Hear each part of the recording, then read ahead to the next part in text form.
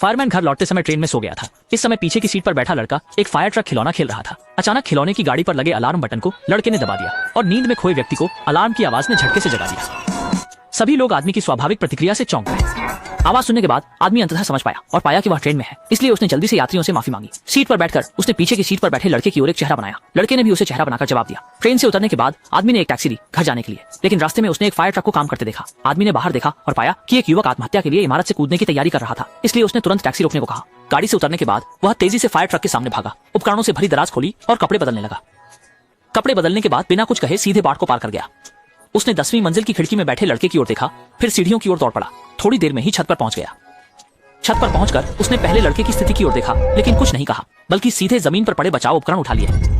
सहकर्मियों की मदद से आदमी ने जल्दी से रस्सी बांध ली। कार्यवाही से पहले उसने एक बार फिर से छोटे आदमी की स्थिति की पुष्टि की। उसके बाद रस्सी पकड़कर धीरे धीरे नीचे उतरा। इस समय छोटा आदमी पहले से ही टूटने के कगार पर पहुंच चुका था। इसकी परवाह किए बिना कि नीचे खड़े दमकल कर्मचारी की दिल दहलाने वाली दरख्वास्तें सुनकर वो कूदने ही वाला था, आदमी ने तुरंत सही मुकाम पर जोर से लात मारकर उस युवक को वापस कमरे में धकेल दिया। उसके बाद वह भी फिर से कमरे में कूदा और उस आवेग भरे युवक को मजबूरी से पकड़ लिया। इस समय तक उसके साथी कर्मचारी भी समय पर पहुंच गए और सफलतापूर्वक युवक को काबू में कर लिया।